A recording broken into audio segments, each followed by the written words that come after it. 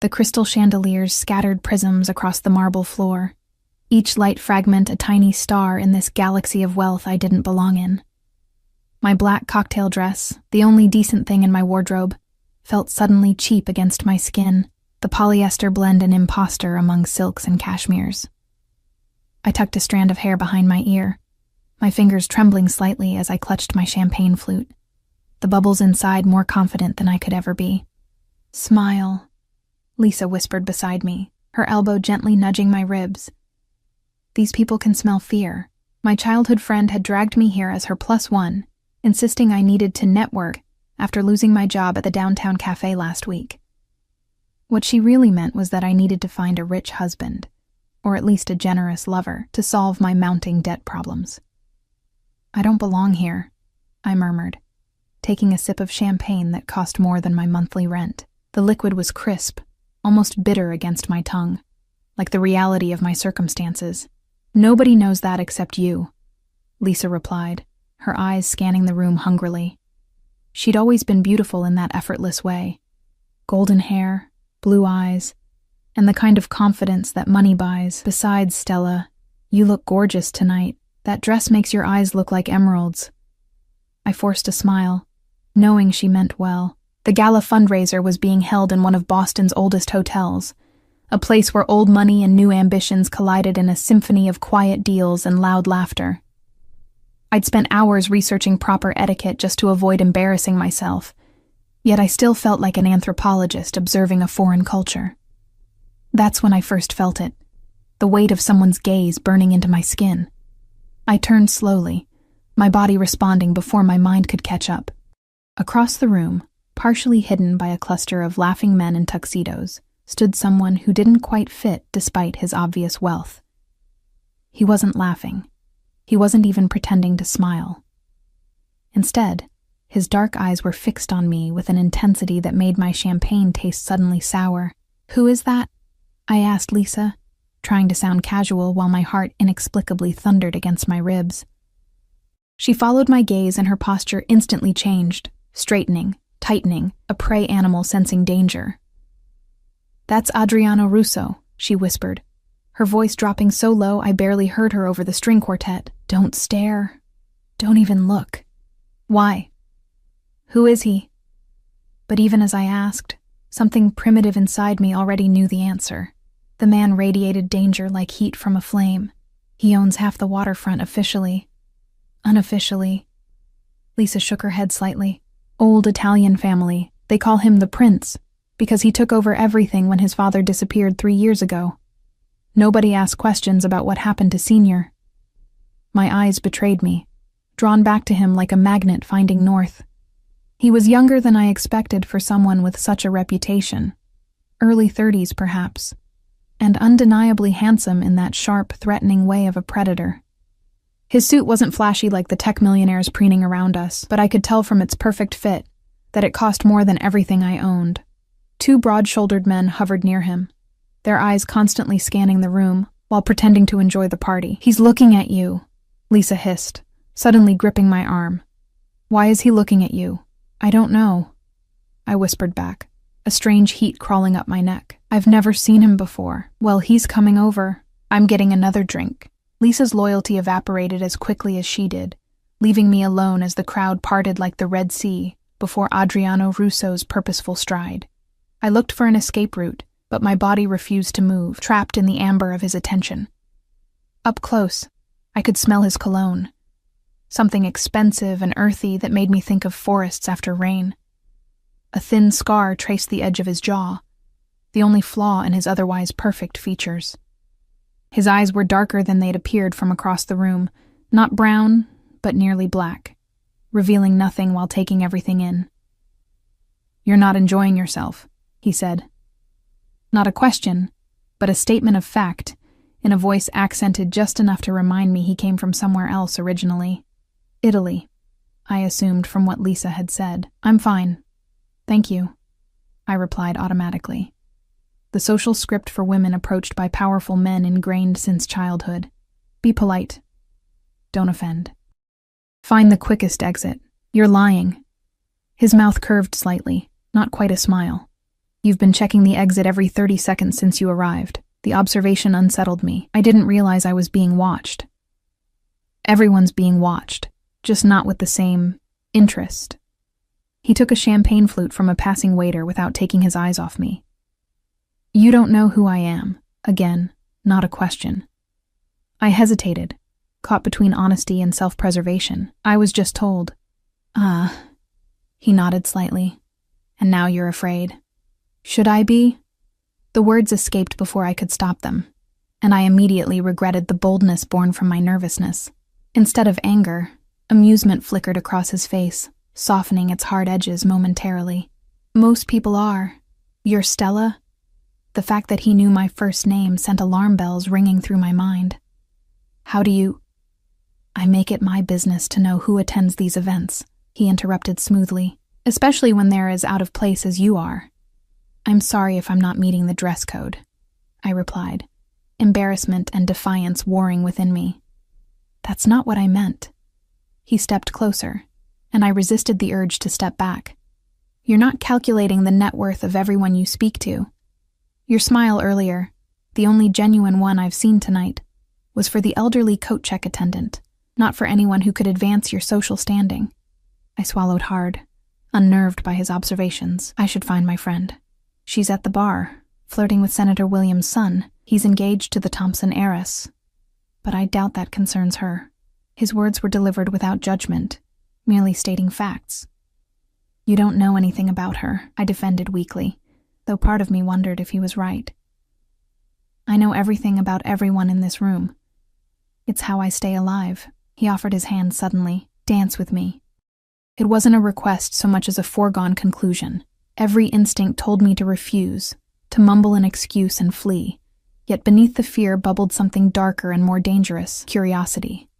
I'm not a very good dancer, I admitted, staring at his outstretched hand. I am. The simple confidence in those two words pulled at something deep within me. I placed my hand in his, and his fingers closed around mine with surprising gentleness. The contrast between his touch and the power he exuded made me shiver slightly.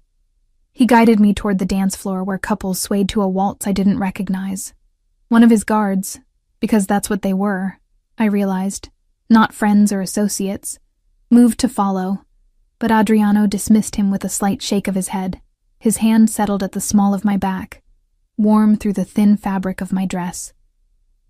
Follow my lead, he murmured close to my ear, his breath stirring loose strands of my hair. And I did. For someone with his imposing presence, he moved with unexpected grace, guiding me effortlessly across the floor. I felt the stares around us, the whispers behind manicured hands, the sudden attention of a room full of people who'd previously looked through me as if I were glass. They're wondering who you are, he said, reading my thoughts with unsettling accuracy. And what are you telling them? I asked, finding my voice again. His lips brushed against my temple, not quite a kiss. That's entirely up to you. The cryptic response hung between us as the music swelled. His thumb traced small circles against the bare skin of my back, each touch sending electric currents up my spine. I should go, I said after the song ended, reality intruding on whatever strange spell had momentarily captured me. You haven't told me why you're here. His hand remained on my back, guiding me toward the terrace doors instead of returning to the main room. My friend Lisa invited me. I glanced back, searching for her familiar blonde head in the crowd, but she was nowhere to be seen. Lisa Montgomery doesn't do anything without ulterior motives. The casual way he dismissed my only friend here sent a chill through me. Outside, the night air was crisp with early autumn, the garden below twinkling with strategic lighting that made the manicured hedges look like something from a fairy tale. Boston's skyline glittered beyond, reminding me how far I was from my tiny apartment in Dorchester. Do you know Lisa well? I asked, wrapping my arms around myself against the chill. Before he could answer, he was shrugging out of his jacket and placing it over my shoulders in one fluid motion. The weight of it, the residual warmth, the scent of him enveloping me, it was all overwhelmingly intimate. Thank you, I murmured, clutching the edges of the expensive fabric. I know her father's gambling debts, Adriano replied, answering my earlier question. I know he borrowed money from people he shouldn't have. I know he's desperate to marry her off to someone wealthy enough to solve his problems. I stared at him, the implications slowly dawning. And you think she brought me here as… What? A distraction? His expression hardened slightly. I think Montgomery would sell his own daughter to keep his kneecaps intact.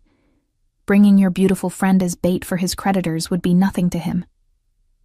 That's a horrible thing to say. The truth often is. He leaned against the stone balustrade, studying me. Why did you really come tonight, Stella? I told you. Lisa invited… The real reason. His tone brooked no evasion. I sighed, suddenly tired of pretending. I needed a night away from reality, from past due notices and job rejections and wondering how I'm going to make rent next month. I shook my head, embarrassed by my honesty. Stupid, right? Thinking I could escape my problems by playing dress-up for one night. Something shifted in his expression. A softening around the eyes, perhaps. Not stupid. Human. A comfortable silence settled between us as we looked out over the garden. The string quartet's music drifted faintly from inside, a soundtrack to a moment that felt increasingly surreal. Come with me, he said suddenly, straightening up. Where? Somewhere more interesting than this charity facade. He offered his hand again, and I hesitated longer this time. I don't even know you. You know exactly who I am, he countered. Your friend made sure of that. The question is whether you'll let fear make your decisions tonight, or curiosity. It was a challenge wrapped in velvet, and despite everything I knew about self-preservation, I found myself placing my hand in his once more. He led me down a different set of stairs than the ones we'd come up, away from the main party, and through a service corridor where staff in black and white uniforms stepped aside, eyes downcast as we passed. No one questioned him or asked for identification. It was as if the building itself recognized his authority. Should I be worried about where you're taking me? I asked, only half joking. Yes, he replied simply, and the honesty startled a laugh from me. We emerged into what appeared to be a private bar area, much smaller and more intimate than the main ballroom. Only about a dozen people occupied the space, all men except for 2 women draped in diamonds who looked bored with their companions. The room fell silent as we entered, all eyes turning to Adriano, and then, with undisguised curiosity, to me. Boss, one man acknowledged, rising slightly from his seat until Adriano waved him back down. He guided me to a corner booth, his hand never leaving the small of my back. The possessive gesture wasn't lost on the room's occupants, whose expressions ranged from surprise to calculation to barely concealed envy. Whiskey, he told the bartender who appeared instantly at our table. And for the lady? Just water, please, I said, aware that I needed my wits about me. Bring the Macallan 25, Adriano amended, dismissing the bartender with a nod. As the man hurried away, I became acutely conscious of my surroundings. The subtle power dynamics playing out around us, the deference shown to Adriano, the assessing looks directed at me.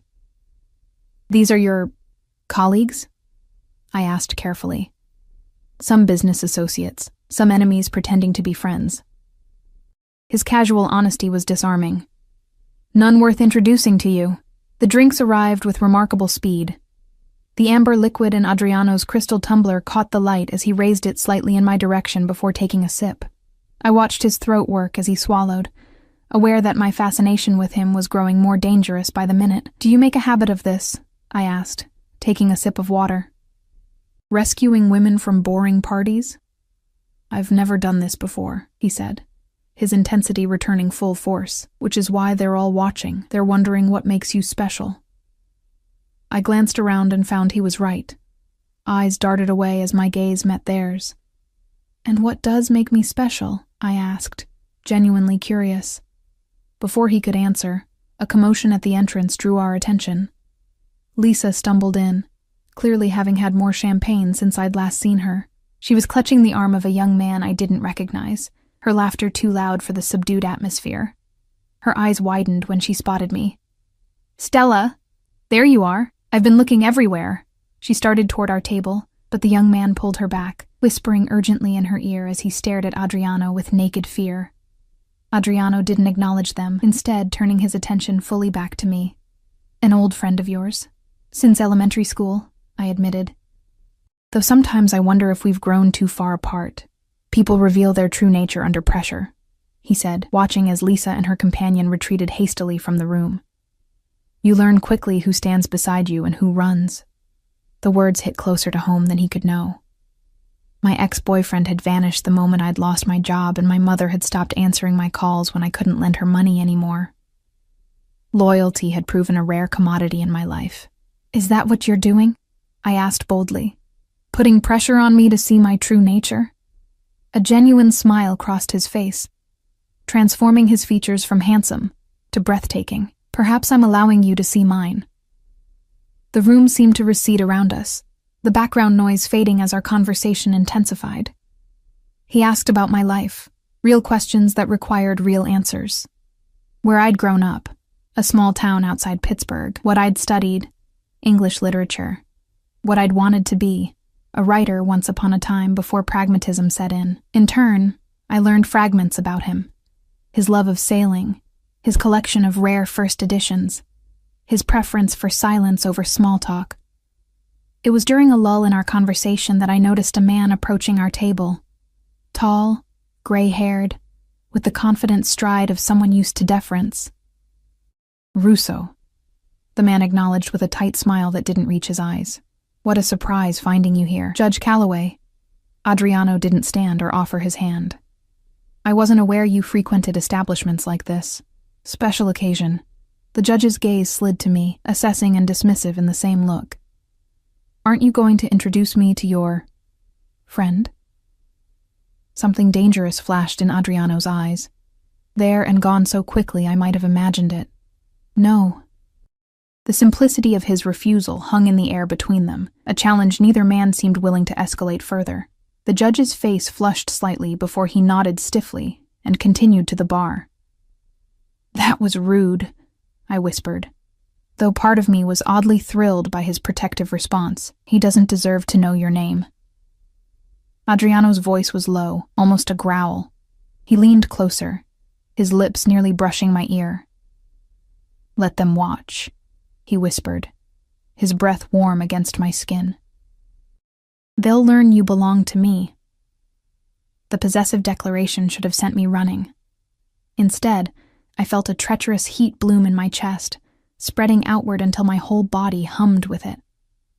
I didn't belong to anyone, had prided myself on my independence even when it meant struggling alone. Yet something in his words called to a part of me I hadn't known existed until this moment. I pulled back slightly to look at him, searching for any sign that this was a game or a power play. What I found in his eyes was something altogether more frightening: sincerity. You don't even know me, I said, my voice barely audible. I know enough. His hand found mine under the table, his thumb tracing the delicate bones of my wrist. And I want to know more.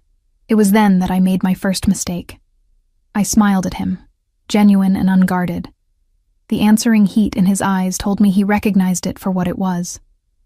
Not submission, but permission to continue this dangerous dance we'd begun. I never saw the flash of the camera from across the room, never noticed the figure slipping out with evidence of my fatal error.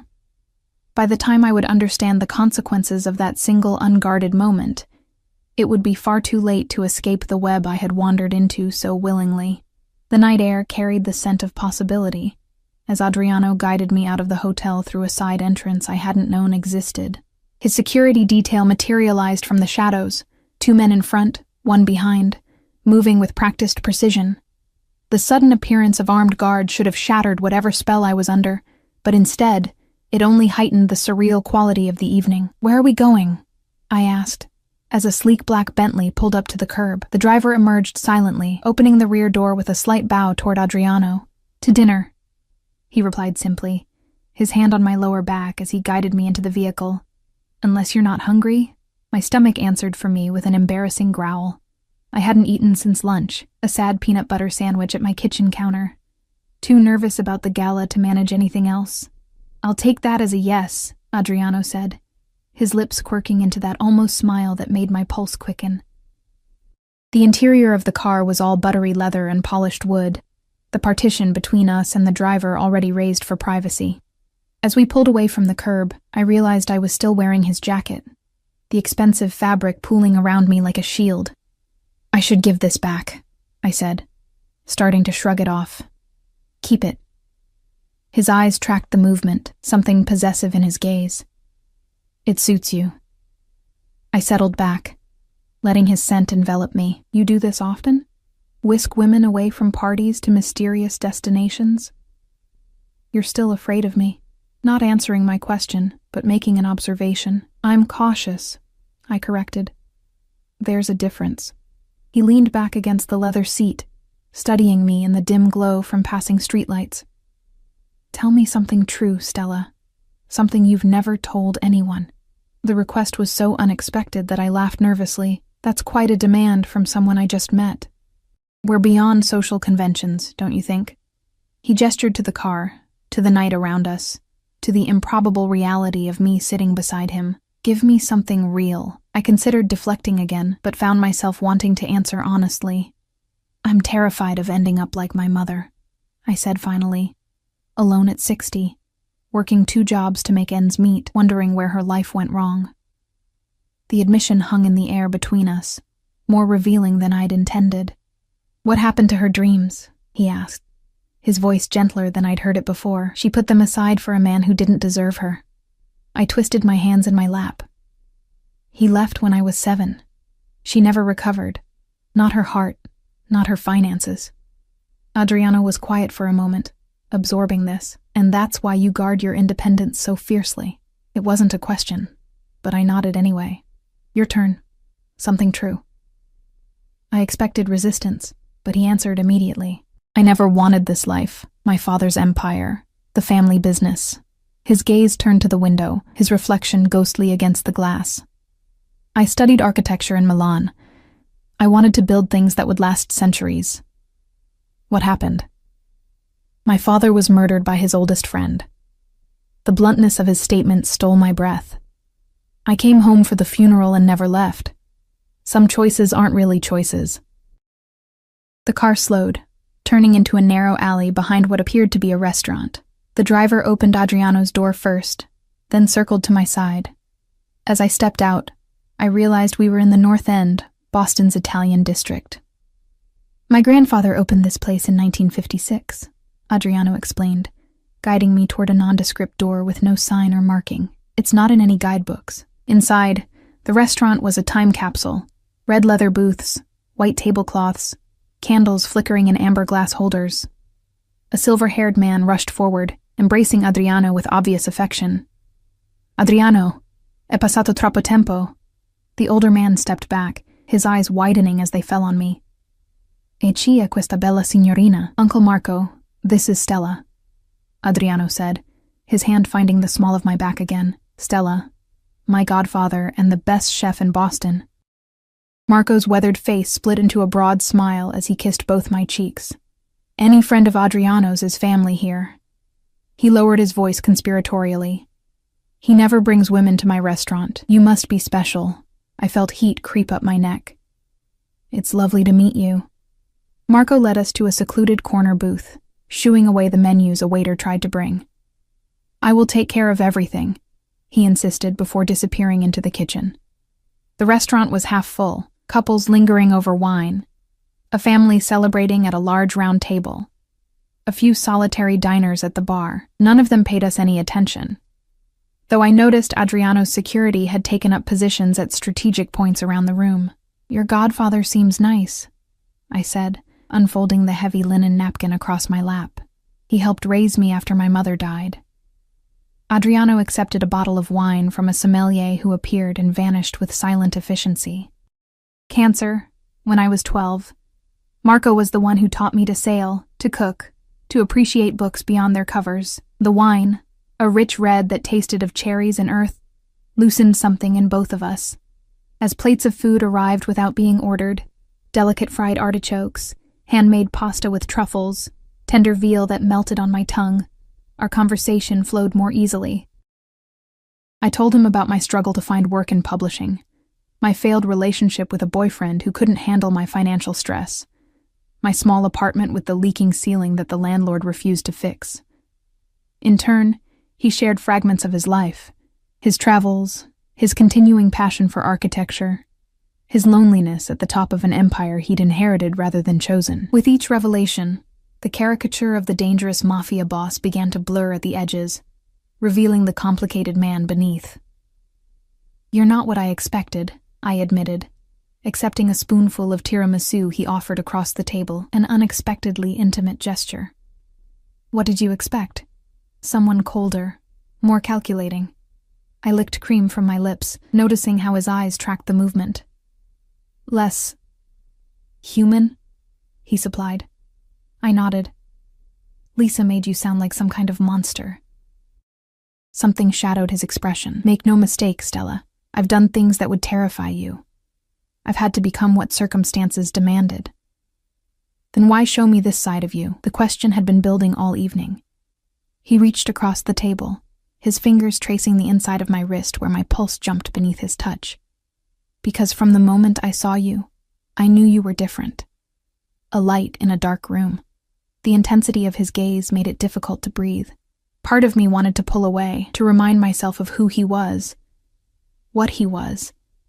But another part, a stronger part, wanted to lean into his touch, to see where this impossible night might lead. Our moment was interrupted by the buzzing of his phone. He checked it, his expression hardening instantly into the mask of authority I'd glimpsed earlier. "I need to take this," he said, sliding out of the booth. "I'll be right back." As he stepped outside, Marco appeared at my table with a glass of limoncello. "So," he said, settling into the seat Adriano had vacated, "how did you meet our boy?" "Just tonight, actually," I admitted. "At the Hawthorne Charity Gala." Marco's eyebrows shot up. "Tonight? Mamma mia. The way he looks at you." He shook his head in wonder. "I haven't seen that look since he was a young man before all this." He gestured vaguely, encompassing Adriano's current life. "What was he like? Before, I mean." Marco's eyes grew distant with memory. "Passionate. Always sketching buildings, bridges. He was going to change the skyline of every city he touched." He sighed deeply. His father's death broke something in him. He did what duty demanded, but the light went out of his eyes. Marco patted my hand. "Until tonight, perhaps." Before I could respond, Adriano returned, his expression controlled, but tension radiating from him like heat. "I'm sorry," he said, placing a hand on Marco's shoulder. "We need to leave. There's a situation that requires my attention." Marco stood, embracing Adriano again. "Don't be a stranger, figlio mio." He turned to me, taking both my hands in his. "And you, Bella Stella, come back soon. With or without him." He winked, kissing my cheeks again.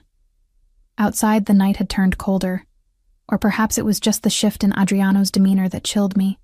His security detail was more alert now, hands hovering near concealed weapons. "I should take you home," he said, his voice distant as he helped me into the car. Disappointment washed over me, sharper than I'd anticipated. "Of course. You have business to attend to." He slid in beside me, giving the driver an address I hadn't provided. "How do you know where I live?" I asked, alarm cutting through the pleasant haze of wine and good food. "I had you looked into while we were at the gala." He stated it as if it were the most natural thing in the world, standard procedure when I meet someone new. "That's..." I searched for a word that wouldn't offend him. "Invasive." "It's necessary." His expression softened slightly. "I apologize if it makes you uncomfortable, but in my world, trust requires verification." "And what did your verification tell you about me?" I wasn't sure I wanted to know the answer. "That you're exactly who you present yourself to be. 27 years old, graduate of UMass Boston, former editorial assistant at Beacon Press until their downsizing last year. Since then, barista at Cafe Luna, now unemployed after their closure." His precise knowledge of my life made me feel naked, exposed. No criminal record, no suspicious connections, just a woman trying to keep her head above water. The car turned onto my street in Dorchester, a world away from the luxury we'd been surrounded by all evening. I was acutely aware of the peeling paint on my triple-decker, the broken concrete steps leading to the front door, the security light that had been burned out for months. This is me. I said unnecessarily as we pulled up to the curb. Adriano surveyed the building, his expression unreadable. Let me walk you to your door. That's not necessary. It wasn't a question. He was already out of the car, extending his hand to help me. We climbed the stairs to the third floor in silence, my awareness of him heightened in the confined space of the stairwell. At my door, I fumbled with my key, suddenly nervous. Thank you for tonight, I said, turning to face him. It was unexpected. In a good way, I hope. His voice had dropped lower, his body close enough that I could feel the heat radiating from him. I'm still deciding, I answered honestly. Something like admiration flickered in his eyes. Most people tell me what they think I want to hear. I'm not most people. No, he agreed, reaching up to tuck a strand of hair behind my ear. You're not. The gesture was tender, almost reverent, at odds with the power I knew he wielded. His fingers lingered against my cheek, and I found myself leaning into his touch, my body betraying my better judgment. I'd like to see you again, he said. It wasn't really a request, but it wasn't quite a command either. In the space between, I found room to breathe, to consider. I don't think that's wise, I said, even as every cell in my body screamed the opposite. Wisdom is overrated. His thumb brushed across my lower lip, sending electricity down my spine. Tomorrow night, I'll send a car. I haven't agreed, I reminded him. But you will. The certainty in his voice should have angered me, but instead, it made my heart race faster. Before I could formulate a response, he leaned in, his lips brushing my cheek just beside the corner of my mouth. Not quite a kiss, but a promise of one. Good night, Stella, he murmured, his breath warm against my skin. I stood frozen as he descended the stairs, only releasing my held breath when I heard the front door close behind him. With trembling hands, I unlocked my apartment and stepped inside, leaning against the closed door. The contrast between the evening I'd just experienced and my cramped apartment was jarring. The peeling wallpaper, the secondhand furniture, the stack of unpaid bills on the kitchen counter, all harsh reminders of reality after the fairy tale of the night. I was still wearing Adriano's jacket, I realized. Slipping it off, I held the expensive fabric to my face, inhaling his scent one last time before carefully hanging it on the back of a chair. Common sense told me to never see him again, to return his jacket via courier with a polite note declining further contact, to run as far as possible from a man who represented a world of danger I couldn't begin to comprehend. Instead, I found myself moving to the window, watching as his Bentley pulled away from the curb. Just before it disappeared around the corner, I saw the flash of another car's headlights switching on, pulling out to follow at a discreet distance. A chill ran through me that had nothing to do with the draft from my poorly sealed windows. I wasn't the only one watching Adriano Russo tonight, and something told me the other observers didn't have his best interests at heart. I stepped back from the window, drawing the threadbare curtains closed. As I did, my phone chimed with a text message from an unknown number. Sweet dreams, Stella. The car will come at 8. I should have been frightened by how easily he'd gotten my number, should have been outraged at his presumption. Instead, I felt a treacherous thrill as I typed a single word in response, okay. The reply came immediately, good girl. I fell asleep that night still tasting wine on my lips, still feeling the phantom touch of his fingers against my skin, still hearing his whispered words. Let them watch. They'll learn you belong to me. I didn't yet understand how prophetic those words would prove to be. The next morning dawned gray and drizzly, matching my mood as reality reasserted itself. In the harsh light of day, the previous night seemed like a dream, or a momentary madness. What had I been thinking, agreeing to see Adriano again? A man who had me investigated within hours of meeting me. A man who, by his own oblique admission, had done things that would horrify me. I spent the morning alternating between practical tasks, sending out job applications, calling about an overdue electric bill, and glancing at my phone, half expecting to see a message canceling tonight's plans. Part of me hoped he would, the more sensible part. At noon, my doorbell rang. No one ever visited me unannounced. Cautiously, I peered through the peephole to see a delivery man holding a large white box. "Delivery for Stella Bennett," he called through the door. I opened it cautiously. "That's me." "Sign here, please." After I scrawled my signature, he handed over a box so light I wondered if it was empty. Back inside, I set it on my kitchen table and lifted the lid. Nestled in tissue paper was a dress. Deep emerald green silk that slipped through my fingers like water. Beneath it lay a matching pair of heels and a small velvet jewelry box containing teardrop emerald earrings that caught the dim light of my apartment and transformed it into something magical. A small card rested at the bottom, in strong, slashing handwriting, "For tonight. Though you would look beautiful in anything. Or nothing." A heat flooded my face at his boldness. I should return it all. Should text him immediately to cancel. Should listen to every warning bell clanging in my head. Instead, I found myself lifting the dress, holding it against my body as I looked in the mirror. The color made my eyes seem greener, my pale skin luminous. It was easily the most expensive thing I'd ever held, let alone worn.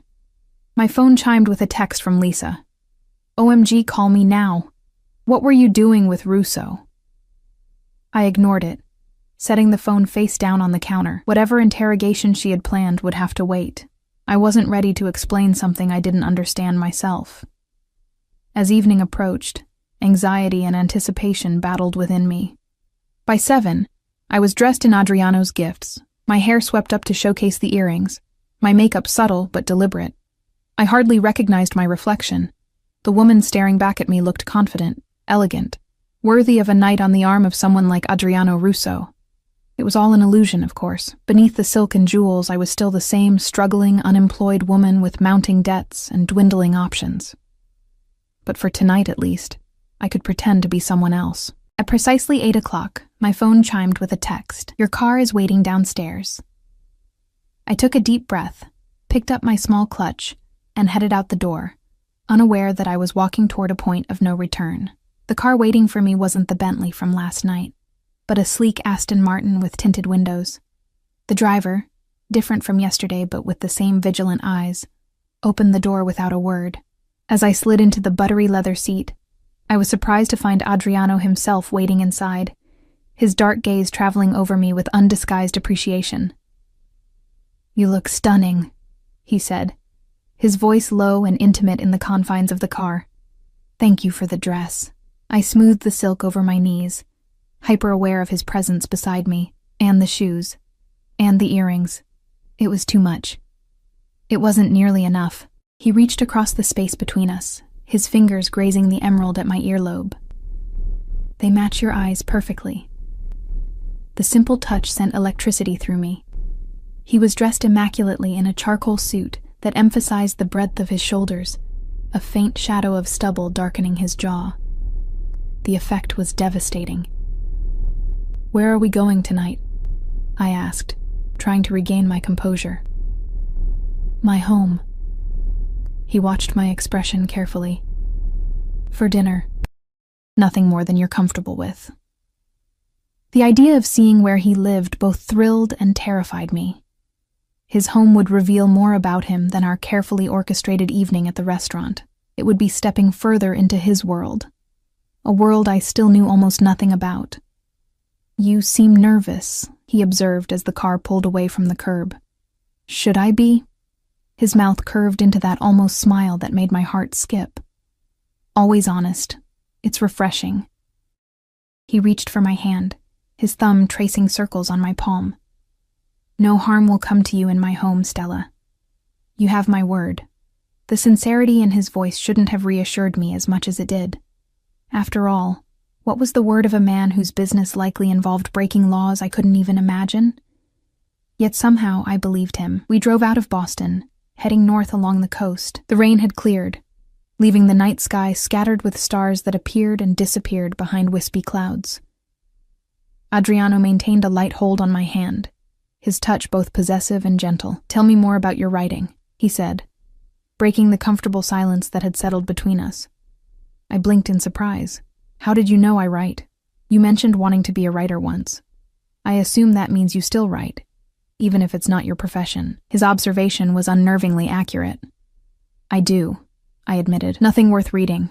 Just stories I work on late at night when I can't sleep." What kind of stories? I hesitated, unused to discussing my private creative outlet. Reimagined fairy tales mostly. Darker versions where the princess saves herself. Interest flickered in his eyes. I'd like to read them sometime. The thought of Adriano Russo reading my amateur fiction was so absurd. I nearly laughed. They're really not very good. Let me decide that. There was no condescension in his tone, only genuine curiosity. What else keeps you awake at night besides writing? The question was innocent enough, but something in his voice made it feel more intimate. Worry mostly. About money. About the future. And now? And now what? His eyes held mine. What will you think about tonight when you're lying awake? Heat bloomed in my chest, spreading upward to my face. Probably this conversation, he smiled. A real one this time that transformed his features from handsome to breathtaking. Good. The car turned onto a private road, winding through dense trees that eventually opened to reveal a sprawling property overlooking the ocean. The house, though mansion would be a more accurate term, was modern and glass-fronted, perched on a cliff with waves crashing below. This is where you live? I asked, unable to keep the awe from my voice. One of my homes, he replied, watching my reaction. I prefer this one. It's private. As we pulled into a circular driveway, I noticed the security, discreet but unmistakable. Men patrolled the grounds and cameras were positioned strategically around the property. It was beautiful, but fortified, like its owner. Adriano led me inside, his hand resting lightly on my lower back. The interior was a study in contrasts, soaring ceilings and walls of glass showcasing the dramatic seascape, while warm wood and soft textures made it feel surprisingly inviting. Modern art hung on the walls, sculptures placed thoughtfully throughout the open space. You have a beautiful home, I said, following him through the entrance hall into a vast living area. Thank you. He gestured toward the floor-to-ceiling windows where the full moon cast a silver path across the dark water. The view is why I bought it. A woman appeared silently, not security, but staff, I realized from her attire. Dinner is ready whenever you are, Mr. Russo. Thank you, Mrs. Chen. We'll have a drink first. She nodded and disappeared as quietly as she'd arrived. Would you like to see more of the house before dinner? Adriano asked. I'd love to. He guided me through rooms that revealed more of himself than any conversation could. A state-of-the-art kitchen, where he admitted to cooking when he needed to clear his mind, a gym where he trained daily, a library with floor-to-ceiling shelves filled with an eclectic mix of architecture texts, classics, and contemporary fiction. I paused at a drafting table set up near the library's windows, architectural drawings spread across its surface. Are these yours? A flicker of something like vulnerability crossed his face. A hobby I haven't entirely abandoned. I leaned closer, examining the intricate designs for what appeared to be a community center. These are incredible. The light distribution, the flow of the space. I looked up to find him watching me intently. You should have been an architect, in another life, perhaps. He moved beside me, his shoulder brushing mine. This design is for a youth center in the North End. Marco's been asking for years. You're building it for him? For the community. He gathered the drawings, aligning their edges with precise movements. A place for kids to go after school, something positive. The revelation didn't fit with my preconceptions about him, about what a man in his position would care about. Before I could question further, he guided me to a different part of the house, stopping before a closed door. This room you might find particularly interesting, he said, opening it to reveal a collection that took my breath away. Books, hundreds of them, filled custom-built shelves. But these weren't just any books. Glass cases protected what I instantly recognized as rare editions and first printings. Oh my God, I breathed, moving toward the nearest case where a first edition of The Great Gatsby rested. This is incredible. You can touch them, Adriano said, entering a code on a keypad that unlocked the case. They're meant to be handled, not just displayed. With reverent fingers, I lifted the Fitzgerald, opening it carefully to find the original dust jacket preserved. How did you start collecting? My mother loved books. His voice softened with memory. The first edition I bought was for her, Dante's Inferno. After she died, I kept collecting. It connected me to her somehow. He showed me his favorites, a Shakespeare folio, a signed Hemingway, a beautifully illustrated Alice in Wonderland. Each came with a story of its acquisition, revealing a passion I hadn't expected from him. "This one made me think of you," he said, retrieving a slim volume from another case. "When I saw you last night." He placed it in my hands, a first edition of Angela Carter's The Bloody Chamber, her dark feminist retellings of classic fairy tales. "You couldn't have known I'd like this," I said, stunned by the coincidence. "I didn't. But something about you reminded me of her heroines. Beautiful, brave, unwilling to be victims of circumstance." His fingers brushed mine as he took the book back, returning it to its place. Now I know why. The moment stretched between us, charged with something deeper than physical attraction. Standing in this room filled with treasures he clearly cherished, seeing the passion in his eyes as he spoke of literature, I glimpsed yet another layer of this complex man. "We should eat," he said finally, breaking the spell, "before Mrs. Chen thinks we've forgotten her efforts." Dinner was served on a terrace overlooking the ocean, heaters warding off the autumn chill. The meal was exquisite. Seafood caught that morning, wine from his personal cellar, dessert that melted on my tongue. Throughout, our conversation flowed easily, covering everything from books to music to travel. It was only as Mrs. Chen cleared the dessert plates that Adriano's phone buzzed. He checked it, his expression hardening into the mask of authority I was beginning to recognize. "Excuse me," he said, standing. "I need to take this.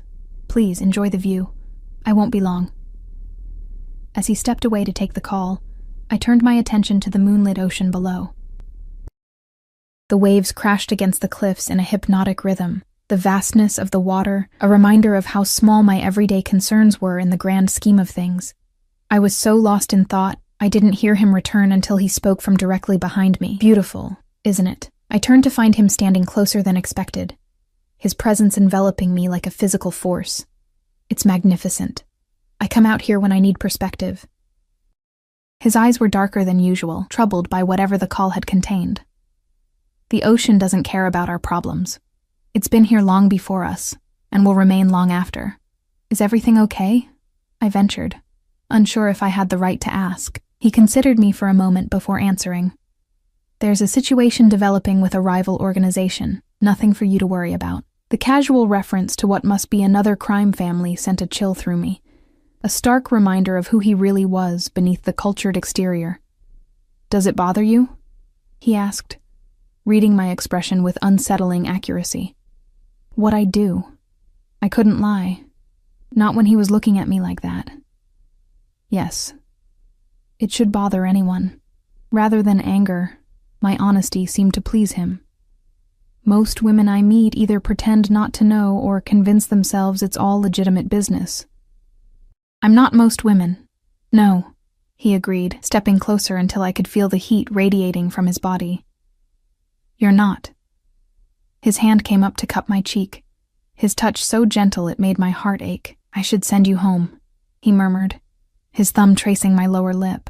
"Before I do something we might both regret. Is that what you want?" My voice was barely audible over the sound of the waves below. "What I want," he said, his eyes never leaving mine, "is to keep you, to make you mine in every way possible." The raw honesty in his voice sent heat spiraling through me. "But what I want doesn't matter. What do you want, Stella?" The question hung between us, weighted with possibilities. I knew what the sensible answer was.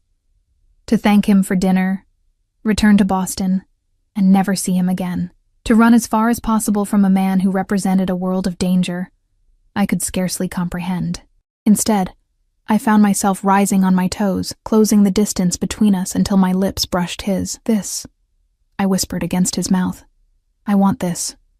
Something broke in him then, a restraint he'd been maintaining since we met. His arms encircled me, pulling me against the hard length of his body as his mouth claimed mine in a kiss that was both tender and demanding.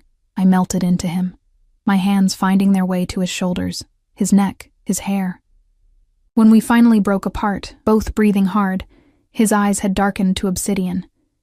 "Be very sure, Stella," he warned, his voice rough with desire. Because if we start this, I won't let you go easily." The possessiveness in his tone should have frightened me. Instead, it sent a thrill of excitement through my veins. "I'm sure." He took my hand, leading me through the house to a wing we hadn't visited earlier. His bedroom was as I might have expected. Spacious, masculine, dominated by a massive bed facing the same ocean view. But I had little time to observe the details before his mouth was on mine again, his hands roaming my body with increasing urgency. We fell onto his bed in a tangle of limbs and half-removed clothing, the silk of my dress sliding against the crisp cotton of his shirt. His lips traced a burning path down my neck, across my collarbone, to the swell of my breasts above the dress's neckline. "You're even more beautiful than I imagined," he murmured against my skin, his accent thickening with desire. "And I've imagined you many times since last night." His confession sent heat pooling low in my belly. I reached for the buttons of his shirt, desperate to feel his skin against mine. He helped me, shrugging the garment off to reveal a torso sculpted by regular workouts, but also marked by the evidence of a dangerous life. Scars that told stories I wasn't sure I wanted to hear. I traced one that curved along his ribs, a question in my touch. "Knife," he explained simply. "Moscow 5 years ago, a business negotiation that went poorly." Another reality check, another reminder of the world he inhabited. But it was too late for second thoughts. My body had made its decision, overriding every warning signal my brain tried to send. His hands found the zipper of my dress, pausing with a question in his eyes. At my nod, he slowly lowered it, his gaze never leaving mine as he peeled the silk away from my skin. What followed was a revelation. A man known for violence touching me with exquisite tenderness, a man accustomed to taking whatever he wanted, asking permission with every caress. A man surrounded by luxury savoring me as if I were the most precious thing he'd ever held. Afterward, as we lay tangled in his sheets, my head resting on his chest, his fingers tracing idle patterns on my bare back, a contentment unlike anything I'd ever known settled over me. It was dangerous, this feeling. More dangerous than his world, his enemies, his business. This sense of belonging, of rightness, when everything logical told me I should feel the opposite. "What are you thinking?" he asked, pressing a kiss to my temple. That I should be terrified right now. But I'm not. His arms tightened around me. "Good. There's nothing to fear from me, Stella. Not ever." I believed him, God help me. Despite everything I knew about him, everything I still didn't know, I believed him. Sleep claimed me eventually, cradled in the arms of a man who had killed, who had built an empire on violence and fear, who had whispered against my skin that I belonged to him, as if it were an irrefutable fact of nature. I woke to sunlight streaming through windows that had been clear the night before, but were now partially frosted for privacy. Adriana was gone, but a note rested on his pillow. "Business that couldn't wait. Mrs. Chen will make you breakfast. The car will take you home whenever you're ready. I'll call you later." And next to the note lay a small velvet box. Inside was a delicate gold chain with a pendant, a tiny key inlaid with diamonds so small they caught the light like dewdrops. I held it up, watching it spin in the morning light, a key. The symbolism wasn't lost on me, though I wasn't sure what door it was meant to unlock. His heart, his world, or the cage he was building around me that I was walking into willingly. I showered in his enormous bathroom, borrowed one of his soft t-shirts, and made my way downstairs where Mrs. Chen was indeed waiting with coffee and a breakfast spread that could have fed 10 people. "Mr. Russo said you might want to go home to change before your lunch," she said, pouring me coffee exactly as I liked it, a detail Adriano must have shared. "Lunch?" I repeated, confused. "With Mr. Russo's sister," she clarified, as if this were perfectly normal. "The car will take you home and then to Bella Rosa at 1 o'clock. A sister. I hadn't known he had one, and apparently I was meeting her today. The casual way they were folding me into Adriano's life made my head spin. "I should probably call him," I said, reaching for my phone only to realize it wasn't with me. "Mr. Russo left this for you," Mrs. Chen said, producing my clutch from the previous night. He had to leave quite suddenly. There was an incident that required his immediate attention. The bland way she referenced what could only be something illegal or violent was unsettling. How many incidents had she witnessed or heard about in her time working for him? I checked my phone to find 3 missed calls from Lisa and a text from an unknown number that I assumed was Adriano's. "Good morning, beautiful. Sorry to leave. Some business came up that couldn't wait. My sister Bianca is looking forward to meeting you at lunch. She won't bite, I promise. Last night was just the beginning. The presumption that I would simply go along with his plans, meeting his sister without him even present, should have irritated me. Instead, I found myself curious about this woman who shared Adriano's blood. What would she be like? What would she think of me? After breakfast, I changed back into the emerald dress, fastened the key necklace around my throat, and let Adriano's driver take me back to my apartment.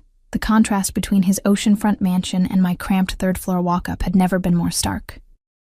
I had just enough time to shower, change into something more appropriate for lunch, and try to process the whirlwind events of the past 24 hours before the car returned to collect me.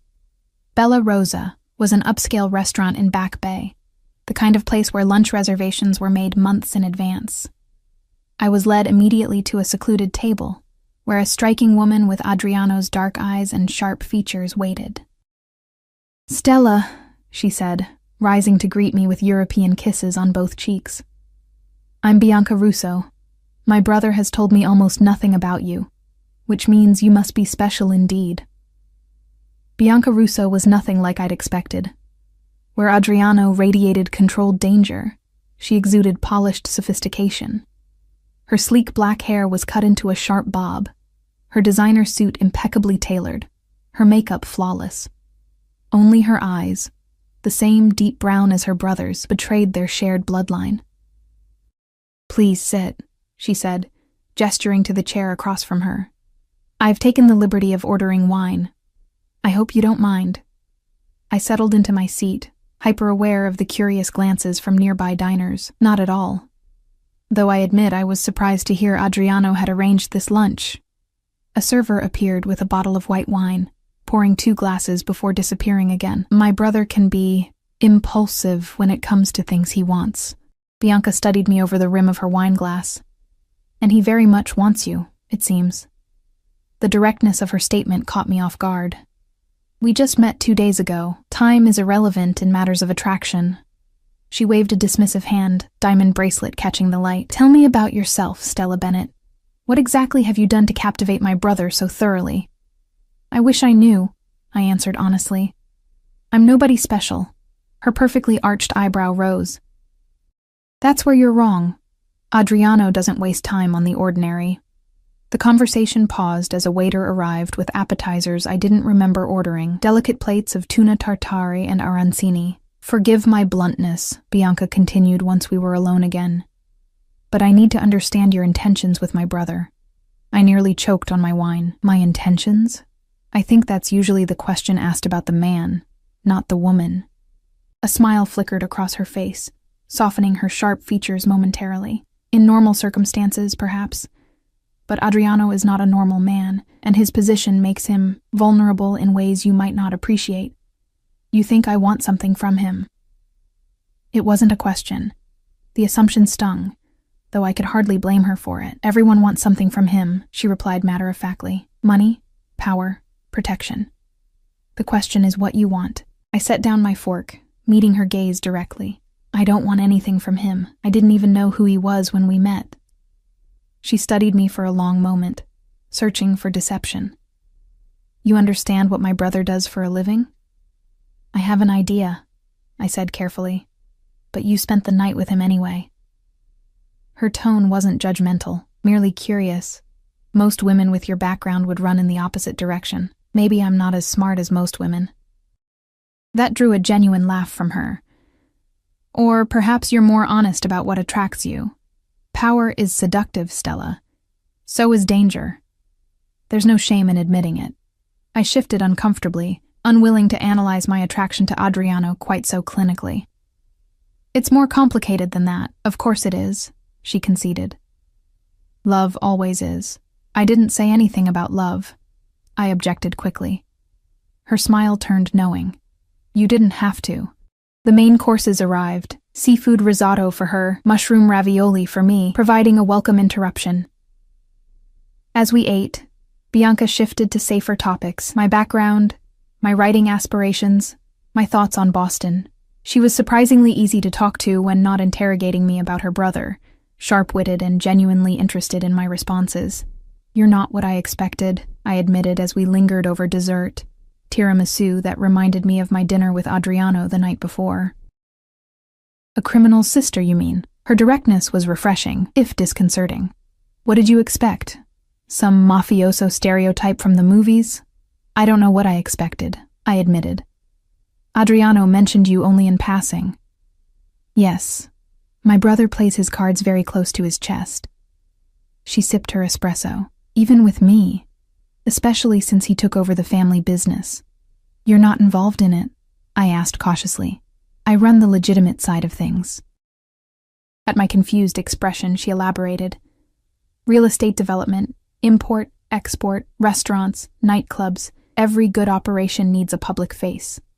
The casual way she referenced what must be money-laundering businesses sent a chill through me, a reminder that the elegant woman across from me was as much a part of Adriano's world as his armed guards. And what about you, Stella?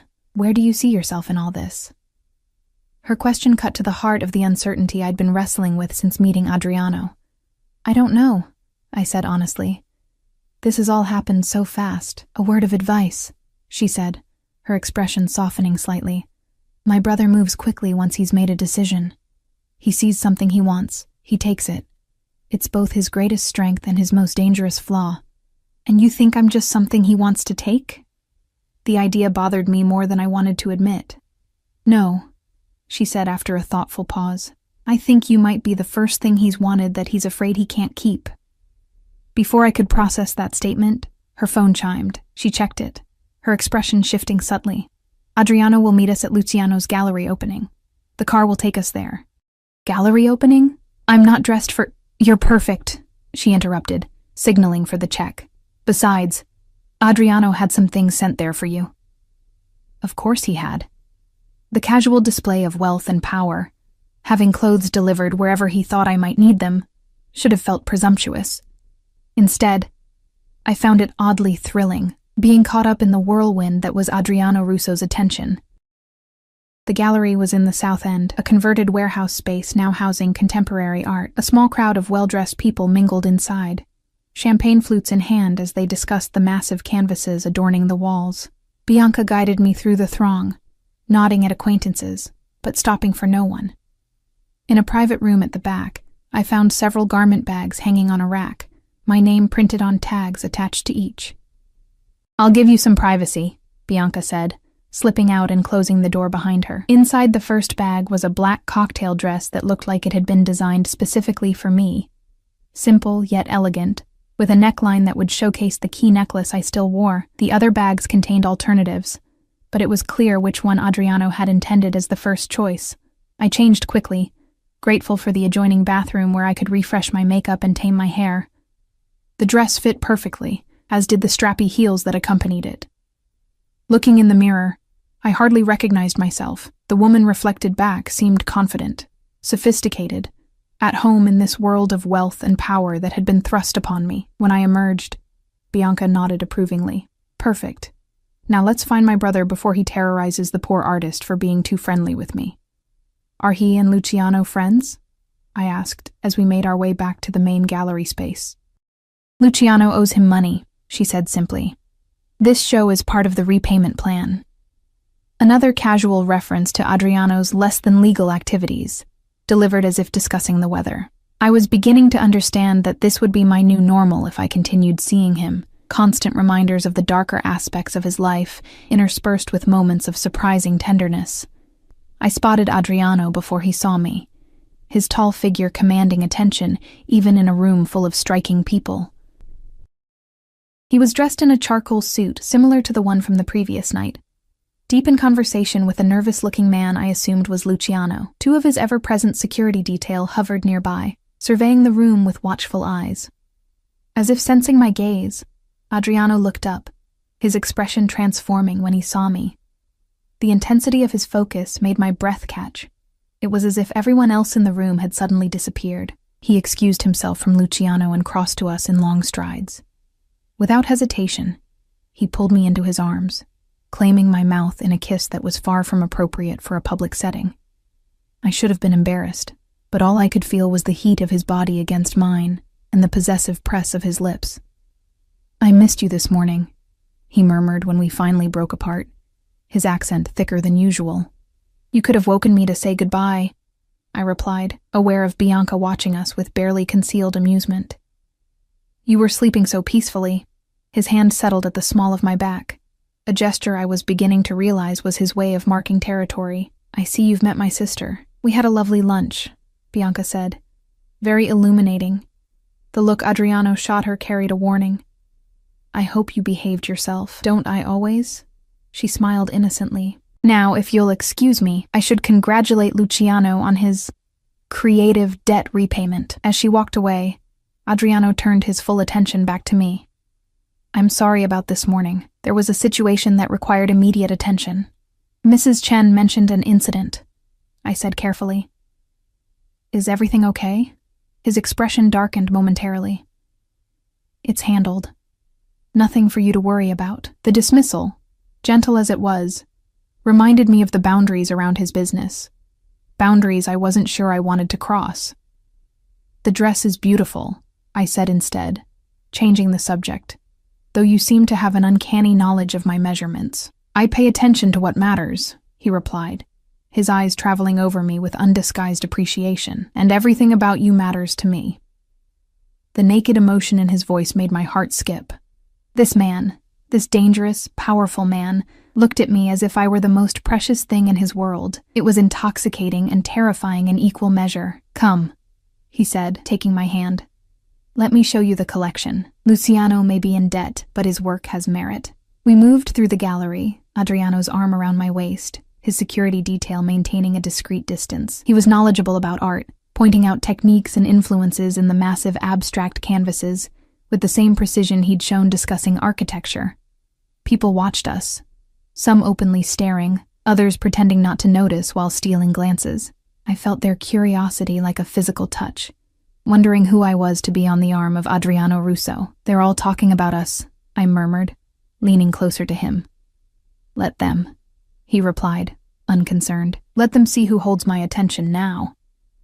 The possessiveness in his tone sent a shiver down my spine, part thrill, part warning. I was beginning to understand that Adriano's interest wasn't casual. He didn't do casual. He was claiming me, publicly and deliberately. As we paused before a particularly striking canvas of blues and golds, I became aware of a woman watching us with undisguised hostility. Tall, model thin, with the kind of beauty that came from expensive maintenance, she clutched a champagne flute with white-knuckled intensity. "Who is that?" I asked quietly, nodding in her direction. Adriano glanced over, his expression hardening. "Sofia Valentini, a mistake from the past." Before I could inquire further, the woman in question was approaching, her stilettos clicking aggressively against the concrete floor. "Adriano," she purred, ignoring me completely. "What a surprise finding you here. It's been too long." "Not long enough," he replied coldly. "Sofia, this is Stella. Stella, an old acquaintance." The dismissive introduction made her face flush beneath her perfect makeup. "Acquaintance? Is that what you're calling it now?" She turned to me finally, her smile venomous. "Did he tell you about us, Kara? About the ring he gave me? Or has he conveniently forgotten that part?" Adriano's arm tightened around my waist. "That's enough, Sofia." "He'll tire of you," she continued as if he hadn't spoken, her eyes raking over me dismissively. "He always does.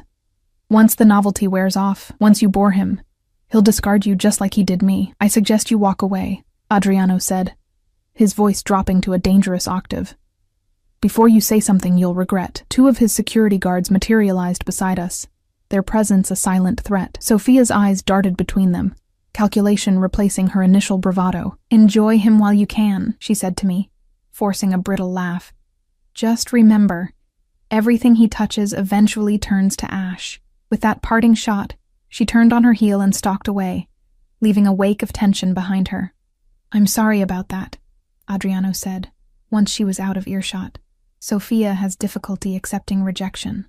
She said you gave her a ring."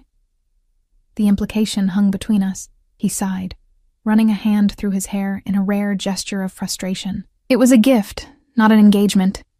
She chose to interpret it differently, and the relationship ended 2 years ago. She became possessive, unstable." His jaw tightened. "I don't wish to discuss her further. She's irrelevant to us." The dismissal bothered me, not because I cared about his past relationship, but because of the casual way he eliminated people from his life when they no longer served his purpose. Would I one day be just another mistake from the past? As if reading my thoughts, he turned to face me fully, his hands cradling my face. "Don't let her get into your head, Stella. What I feel for you is different. What we have is different." "How can you be so sure? We barely know each other. I know everything I need to know." His thumbs traced my cheekbones, his gaze intense. "From the moment I saw you, I knew you were meant to be mine." The certainty in his voice should have frightened me.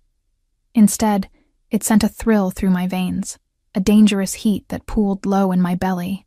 This was madness, this instant connection, this all-consuming attraction. Yet I couldn't deny the rightness I felt in his arms, as if I'd been searching for something my entire life, without knowing what it was until now. "Let's get out of here," he said, reading the desire in my eyes. "I've made an appearance. That's enough."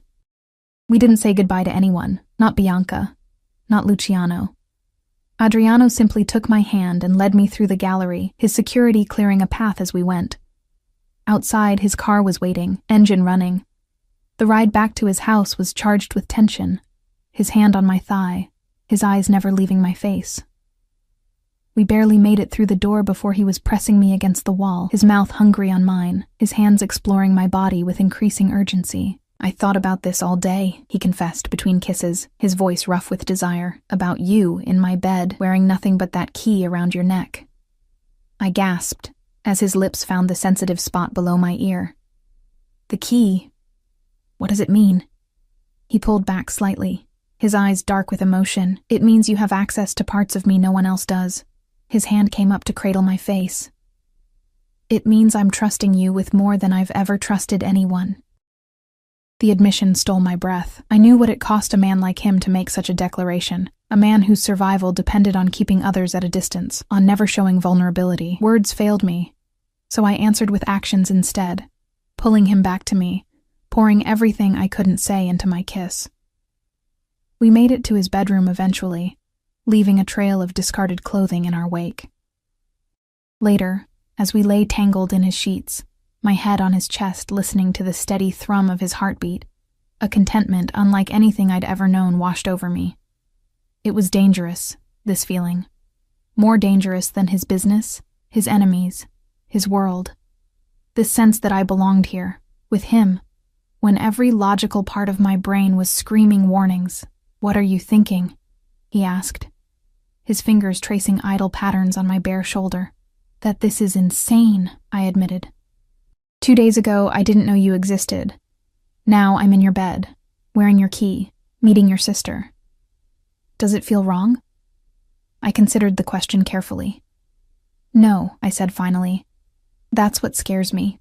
It feels like the most right thing I've ever done." His arms tightened around me, his lips pressing against my temple. "Then stop thinking so much and just feel." I wanted to. God, how I wanted to surrender completely to this unexpected connection. But Sophia's words lingered in the back of my mind, along with the memory of the way Adriano had dismissed her. Once the novelty wears off, once you bore him, he'll discard you, just like he did me. "Adriano," I said hesitantly, "what do you really want from me?" He shifted, propping himself up on one elbow to look down at me. "Everything," he said simply. "I want everything, Stella. Your days, your nights, your laughter, your tears. I want to be the first person you see in the morning and the last before you sleep." His hand cupped my cheek. "I want you to be mine in every way possible." The intensity of his declaration should have terrified me. Instead, it called to something primal within me, a desire to be claimed, to belong. to matter that deeply to someone. You hardly know me, I whispered. I know enough, he insisted. The rest we'll discover together. I wanted to believe him, wanted to trust that this whirlwind connection was real, that it could last beyond the initial attraction. But life had taught me hard lessons about fairy tales and happy endings. What about your world? I asked. Your business, the danger. His expression sobered. I won't lie to you, Stella. My life comes with risks, but I can promise you this. I will do everything in my power to keep those risks from touching you. His fingers traced the line of my jaw. I protect what's mine. Always. The possessiveness in his tone sent another of those contradictory thrills through me, part warning, part excitement. I was entering dangerous territory, becoming something precious to a man with dangerous enemies. I'm not sure I'm cut out for this life, I admitted. The security, the looking over your shoulder, the not knowing, you're stronger than you think. His faith in me was unwavering, and you won't be alone. I'll be beside you every step of the way. It was a seductive vision, never having to struggle alone again, having this powerful man as my champion and protector. But what would be the cost? What would I have to sacrifice to belong in his world? As if sensing my internal conflict, Adriano pulled me closer, his kiss gentler than before. Don't decide tonight, he murmured against my lips. Just stay with me. The rest will sort itself out. I surrendered to his embrace, pushing my doubts aside for the moment. Tomorrow would bring reality crashing back. Questions about my future, about what a relationship with Adriano would mean for my independence, my safety, my very identity. But for tonight, I would allow myself to simply feel. The next morning, I woke to sunlight and the sensation of Adriano's eyes on me. He was already dressed in a crisp suit, sitting on the edge of the bed watching me sleep. Good morning, beautiful, he said, leaning down to kiss me softly. You're dressed, I observed, pulling the sheet higher to cover my nakedness. Another early meeting? Unfortunately, he brushed a strand of hair from my face. Business that can't wait, but I have something for you before I go. From his pocket, he withdrew a small box, larger than the one that had contained the key necklace, but still small enough to fit in his palm. Adriano, it's not what you think, he said, reading my sudden panic. Not yet, anyway. He opened the box to reveal a key. A real one this time.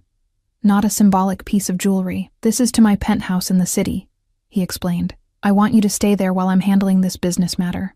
I have my own apartment, I reminded him. Though the thought of returning to my cramped space after experiencing his luxury was less appealing than it should have been, which is neither secure nor suitable. His tone brooked no argument. The penthouse is in the Millennium Tower. Everything you need will be there. Clothes, food, anything you desire. Just ask the concierge. For how long? A few days at most. His expression softened at my hesitation. Please, Stella. It would ease my mind to know you're somewhere safe. Safe from what? I asked, suddenly alert. Is there something you're not telling me? He hesitated, clearly weighing how much to reveal. The business matter I'm attending to involves some unstable individuals. Until it's resolved, I would feel better knowing you're protected. The reality of his world crashed back like a bucket of ice water. This wasn't about romance or convenience. It was about keeping me out of the crossfire of whatever violent situation he was handling. Adriano, if there's danger, there's always danger in my life. He interrupted gently. That's the reality, but I manage it. I contain it. His hand found mine, squeezing reassuringly. This is precautionary, nothing more. Will you do this for me? Put that way. How could I refuse? I took the key, feeling its weight, both literal and symbolic, in my palm. Thank you, he said, relief evident in his voice. Francesco will drive you to your apartment to collect whatever you need, then take you to the penthouse. I've instructed the building security about your arrival. The casual display of power and resources still felt foreign to me. Having drivers at my disposal, building security awaiting my arrival, an entire penthouse to myself. It was like stepping into someone else's life. When will I see you again? I asked as he stood to leave. As soon as this situation is resolved. He leaned down for one more kiss, this one lingering with promise. "Think of me while I'm gone. Be careful," I said, surprising myself with how much I meant it. A smile touched his lips, always. After he left, I showered and dressed in another outfit that had mysteriously appeared in his closet in my size. The casual way he anticipated my needs was both thoughtful and slightly unnerving, a reminder of his resources and the thoroughness with which he approached everything, including me. Francesco was waiting with the car when I came downstairs, as silent and vigilant as all of Adriano's security team. We drove to my apartment, where I packed a small bag of personal items, the few things I couldn't bear to be without, including my laptop with my writing and a framed photo of my father before he left. The contrast between my life and Adriano's had never been more stark than when Francesco carried my shabby duffel bag into the gleaming lobby of the Millennium Tower. The concierge greeted me by name, escorting me to a private elevator that required a key card, as well as the physical key Adriano had given me. The penthouse took my breath away, floor-to-ceiling windows overlooking the city, sleek modern furniture, artwork that probably cost more than my entire life savings. It was beautiful but impersonal, lacking the warmth of Adriano's coastal home. In the master bedroom, I found the closet already filled with clothing in my size, everything from casual wear to evening gowns, all with designer labels I'd only seen in magazines. The adjoining bathroom was stocked with high-end toiletries, the kitchen pantry and refrigerator filled with food and wine. It was like stepping into a gilded cage, comfortable, luxurious, but a cage nonetheless. For the first time since meeting Adriano, I felt the full weight of what entering his world might mean, being protected, provided for, but also controlled in ways both subtle and overt. As I stood at the windows looking out at the city below, my phone chimed with a text from him. "Are you settled in? Is everything to your satisfaction?" I typed back, "It's beautiful. Thank you. But it feels strange being here without you." His response came quickly. "I'll be back before you know it. Make yourself at home. Everything there is yours to use. Miss you already." The sentiment made my heart flutter despite my misgivings. 3 days ago, I had been worrying about making rent. Now I was standing in a millionaire's penthouse, wearing clothes that cost more than my monthly salary, waiting for a man who controlled half the city to return to me. It was a fairy tale, and a nightmare rolled into one. Seductive in its promise of security and affection, terrifying in its potential cost to my independence. As I clutched the key he'd given me, both to this apartment and symbolically to his heart, I wondered what doors I was closing by accepting it. 3 days passed in a strange limbo.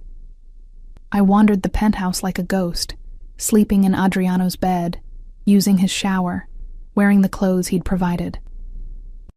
My phone remained stubbornly silent except for brief, reassuring texts, always the same message in slightly different words.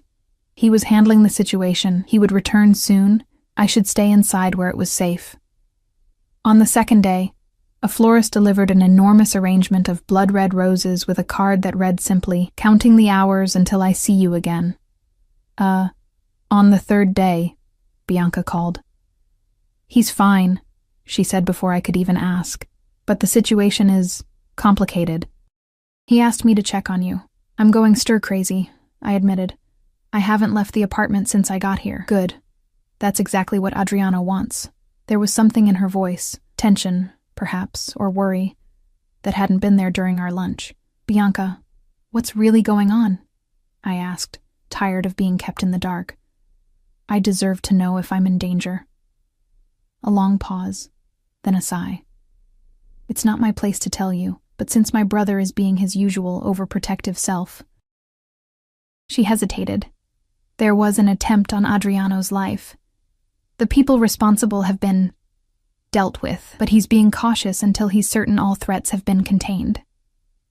The casual way she referenced what must have been a violent elimination of enemies made my blood run cold. Yet, beneath the horror, was a more immediate concern. "Is he hurt?" "Nothing serious," which wasn't the same as no. "Look, I know this isn't the life you signed up for, Stella. Few civilians could handle it. If you want out, I can arrange—" "I don't want out," I interrupted, surprising myself with the vehemence in my voice. "I want to see him, Another pause. I'll tell him you said that. It might be just what he needs to hear right now. After we hung up, I paced the penthouse with renewed anxiety.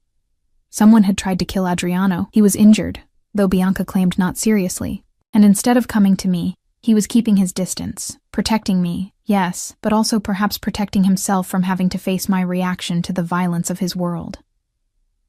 By the fourth morning, restlessness drove me to the building's private gym on the 30th floor. At least there I could work out my frustration on a treadmill while still technically remaining inside as instructed. The gym was empty when I arrived, the floor-to-ceiling windows offering the same spectacular view as the penthouse 20 floors above. I was 30 minutes into a punishing run, sweat soaking my borrowed designer workout clothes, when I felt it, that familiar weight of being watched. I turned to find Adriano standing in the doorway, his eyes locked on me with an intensity that made my heart stutter. He looked exhausted, a faint bruise yellowing along his jaw, but otherwise whole. He wore a simple black sweater and dark jeans, more casual than I'd ever seen him, somehow more vulnerable for it. I stepped off the treadmill, unsure whether to run to him or maintain my distance. 4 days of worry and isolation had left me with a tangled mess of emotions: relief, anger, fear, longing. He made the decision for me, crossing the room in long strides and pulling me into his arms. I went willingly, breathing in his familiar scent, feeling the solid strength of him against me. "You're here," I murmured against his chest. "You're okay." His arms tightened around me. "I'm sorry for staying away. I needed to be sure it was safe." I pulled back slightly, studying his face, the shadows under his eyes, the tight set of his jaw. "Bianca told me someone tried to kill you." A flash of annoyance crossed his features. "She shouldn't have worried you. She shouldn't have had to," I countered. "You should have told me yourself." He sighed, releasing me to run a hand through his hair, a gesture I was beginning to recognize as a sign of frustration. "I was trying to protect you from the ugliness of my world. By shutting me out? By giving you plausible deniability," he said, his voice hardening slightly. "What happened to those men? It wasn't something you should have to know about." The implication hung heavy between us. Adriano hadn't just defended himself, he had eliminated his enemies, permanently. "I want to go upstairs," I said finally. "This isn't a conversation for a public space." He nodded, taking my hand and leading me to the private elevator. We rode in silence, the tension between us thick enough to touch. In the penthouse, I headed straight for the shower, needing a moment to collect my thoughts.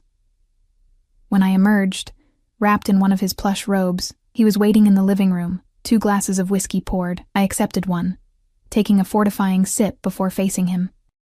"Tell me everything," I said. "No more protecting me from the truth." He studied me for a long moment, as if weighing how much I could handle. "The Colombians thought they could expand into my territory," he said finally. "They started with small incursions, a protection racket here, a smuggling operation there. I sent warnings. They ignored them." He swirled the amber liquid in his glass, watching the light play through it. "3 nights ago they sent a hit team to the restaurant where I was meeting with my captains. 3 men with automatic weapons." His voice was clinically detached, as if describing a business transaction rather than an attempt on his life.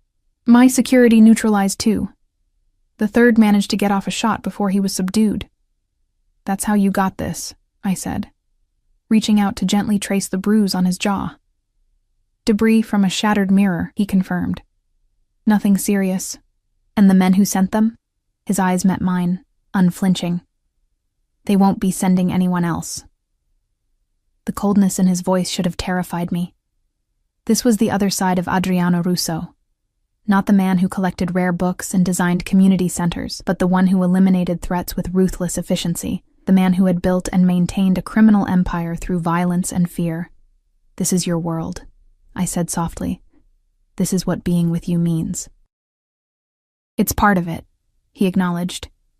"The part I wanted to shield you from." His hand covered mine where it still rested against his cheek. "But yes, this is the reality of my life. I won't insult you by pretending otherwise." I withdrew my hand, moving to the window to stare out at the city below. From this height, everything looked orderly, peaceful. But I knew better now. I knew about the currents of power and violence that flowed beneath the surface. "I need to know something," I said, my back still to him. "And I need the truth, Adriano, not what you think I want to hear, always," he promised. I turned to face him. "If I walked away right now, if I said this was too much, that I couldn't live in your world, what would happen?" Pain flashed across his features before he controlled it. "I would let you go," he said, each word precise and measured. "I would ensure you were financially secure, that you never had to worry about rent or bills again. And I would make certain that no one, not my enemies, not my allies, ever bothered you. You wouldn't try to keep me against my will?" The question seemed to wound him physically. "Is that what you think of me, that I would cage you?" He set down his glass, approaching me with slow, deliberate steps.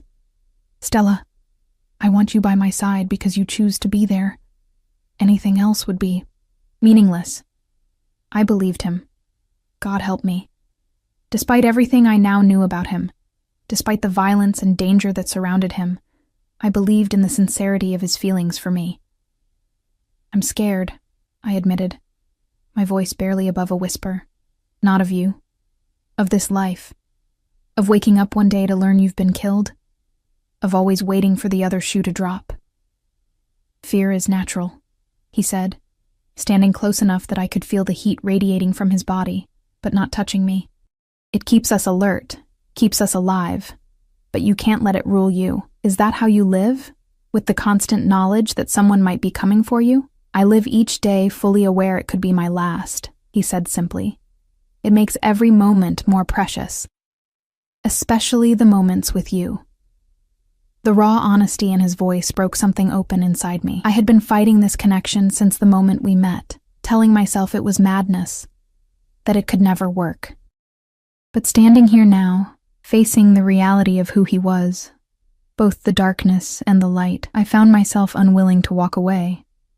"I don't know if I can do this," I said honestly. "I don't know if I'm strong enough for your world." "You're stronger than you think." His hand came up to cradle my face.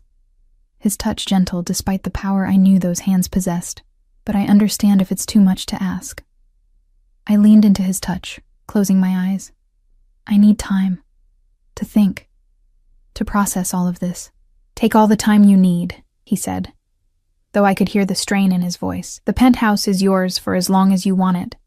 I can stay elsewhere if my presence complicates things for you." The thought of him leaving again, of facing more days alone with my churning thoughts, was suddenly intolerable. "No," I said, reaching for him. "Stay, please."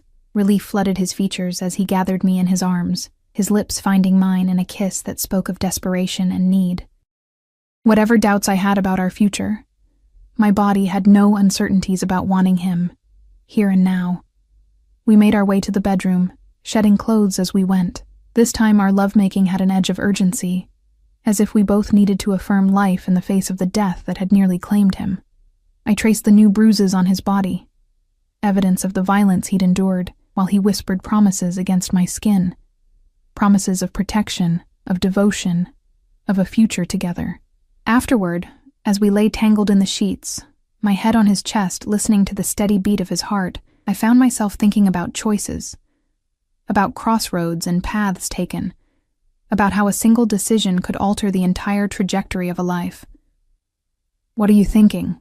he asked, his fingers tracing idle patterns on my bare shoulder. "About choices," I said honestly, "and consequences." He was quiet for a moment, considering. "When I took over after my father's death, I had a choice," he said finally. "I could dismantle the organization, try to go legitimate, or I could embrace it, build it stronger, ensure no one could ever threaten my family again." His arms tightened around me. "I chose power and safety over moral purity. I don't regret it, but I understand the cost." "And what's the cost of choosing you?" I asked, the question that had been haunting me for days finally spoken aloud. "Security, but with risk," he answered without hesitation. "Luxury, but with restrictions. Love, but with the knowledge that my world will always include darkness." His hand tilted my face up to meet his gaze. "I won't lie to you, Stella. Being with me means accepting parts of my life that most people would find unforgivable. The honesty was brutal but necessary. And if I can't accept those parts? Pain flickered in his eyes. Then we say goodbye, and I ensure you never have to worry about money again. I don't want your money, I said immediately. I know. A small smile touched his lips. It's one of the countless reasons I fell in love with you. The word hung in the air between us. Love. He had said it casually, as if it were an established fact rather than a revelation. Love? I repeated, my voice catching. Yes, love. He shifted, propping himself up to look down at me. I've loved you since that first night at the gala, when you looked at me without fear or calculation. When you saw me, really saw me, as more than just my reputation, or my wealth or my power. That's impossible, I protested. You can't fall in love that quickly, can't you? His fingers traced the curve of my cheek. Haven't you felt it too? This connection between us that defies logic or time? I couldn't deny it. From the moment his eyes had found mine across that crowded ballroom, something had clicked into place. A recognition, a sense of coming home I'd never experienced before. I'm afraid to call it love, I whispered. Love makes you vulnerable. It does, he agreed. It's the greatest risk I've ever taken, greater than any business venture or territory expansion. His eyes held mine, unflinching in their intensity. But some risks are worth taking, Stella. In that moment, looking up at this complex, dangerous, tender man who had stormed into my life and upended everything I thought I knew about myself, I made a choice. Perhaps I had made it days ago, in that first dance, or in his library surrounded by rare books, or in his bed with the sound of waves crashing below. I love you too, I said, the words rising from some deep, certain place inside me. God help me, but I do. The smile that broke across his face was transformative, boyish, joyful, without the sharp edges or careful control he usually maintained. He kissed me then, a kiss of such tenderness it made my heart ache. Say it again, he murmured against my lips. I love you, I repeated, finding it easier the second time, more natural. But loving you doesn't mean I've figured out how to live in your world. We'll figure it out together, he promised. Day by day. I don't expect you to change overnight, Stella. I just need to know you're willing to try. I am, I said, surprising myself with how much I meant it. But I need something from you too, anything. Honesty, I said firmly. No more shutting me out to protect me. If we're going to do this, really do this, then I need to know what I'm facing, the good and the bad. He considered this, his expression serious. There are some details of my business that it's safer for you not to know. I'm not asking to be involved in your business, I clarified. I'm asking not to be left in the dark when things affect us, like attempts on your life or danger that might touch me. He nodded slowly. That's fair. No more shutting you out. You'll know the broad strokes, if not every detail. And one more thing, I added. I need my independence. I can't just be kept. I need my own work, my own purpose.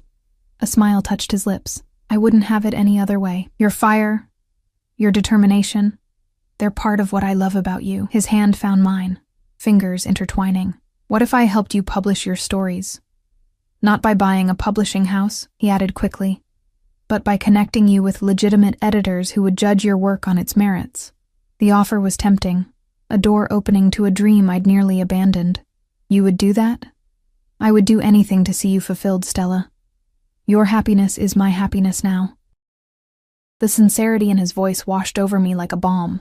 For so long, I had been alone, struggling against the world with no one in my corner. Now I had this man, this powerful, dangerous, loving man, offering to stand beside me, to support me without diminishing me.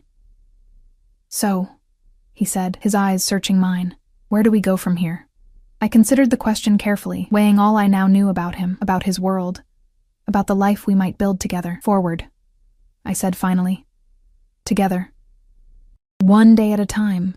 Relief and joy mingled in his expression. Together, he repeated, sealing the promise with a kiss. 6 months later, I stood in the doorway of Adriano's, our coastal home, watching as he discussed plans with the contractor.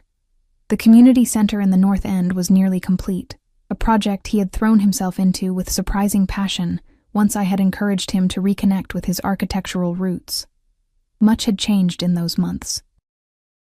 I had moved in with him, dividing my time between the coastal house and the city penthouse depending on his business needs. My first collection of reimagined fairy tales had found a publisher, a legitimate one, as Adriano had promised, and early reviews were encouraging. I had met his captains, the men who ran various aspects of his organization. I had attended functions where I was introduced as Adriano's woman, a designation that still made me bristle even as I recognized the protection it afforded me in his world. I had learned to live with the constant security, the awareness of potential threats, the knowledge that the man I loved made decisions daily that existed in moral gray areas I would never fully understand. It wasn't a perfect life. There were arguments, fierce ones, about boundaries and independence, about risks and responsibilities. There were nights I lay awake listening to him take calls in his study, knowing lives hung in the balance of his decisions.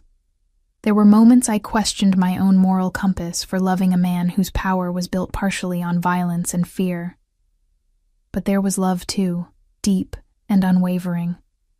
There was respect, as he supported my writing career without trying to control it. There was partnership, as we navigated the complex reality of our lives together.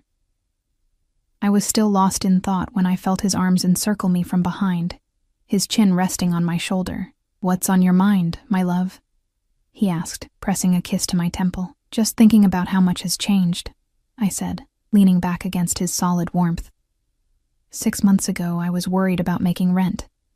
Now I'm helping design a multi-million-dollar community center. His arms tightened around me. "Do you regret it? Any of it?" I turned in his embrace to face him, taking in the features that had become as familiar as my own. The sharp jawline, the penetrating dark eyes, the mouth that could be cruel in business but was only ever tender with me. "No," I said honestly. "It's not the life I imagined for myself. It's more complicated, more dangerous. But it's also more," I searched for the right word, "more everything," he supplied, understanding as he always did. "Yes," I agreed, "more everything." He reached into his pocket, withdrawing a small velvet box that made my heart skip. "I was going to wait until tonight when Marco is hosting that dinner for us. But I find I can't wait any longer." He opened the box to reveal a ring that took my breath away. An emerald surrounded by diamonds. Elegant, yet understated compared to what he could certainly afford. "Stella Bennett," he said, his voice rough with emotion. "You walked into my life like a revelation. You've seen all of me, the darkness and the light, and somehow still chosen to stay. Will you marry me? Be my wife? My partner? My equal in all things?" The sincerity in his eyes brought tears to mine. This was no possessive gesture, no marking of territory. This was a man asking for a commitment of equals, offering his heart with no reservations. "Yes," I said, my voice steady despite the tears.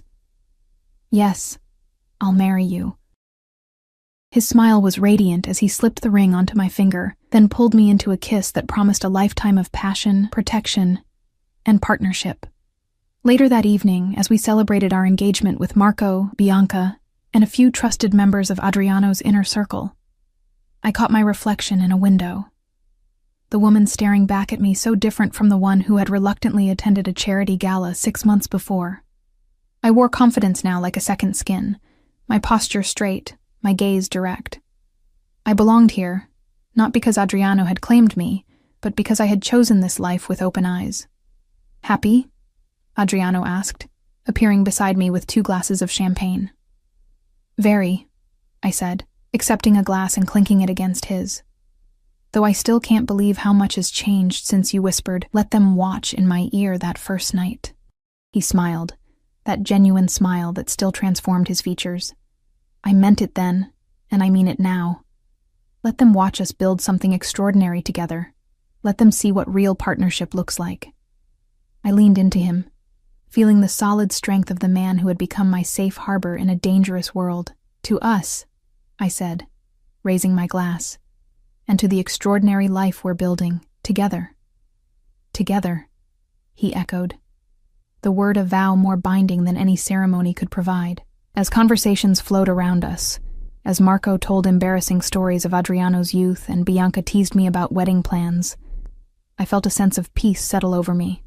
This wasn't the life I had planned, but it was the one I had chosen, with all its complications, all its dangers, all its extraordinary intensity. I belonged to Adriano Russo. Yes. But more importantly, he belonged to me, the powerful, dangerous, loving man who had seen the strength in me before I recognized it myself. Together we would face whatever came our way. The sunshine and the shadows, the triumphs and the threats, let them watch indeed.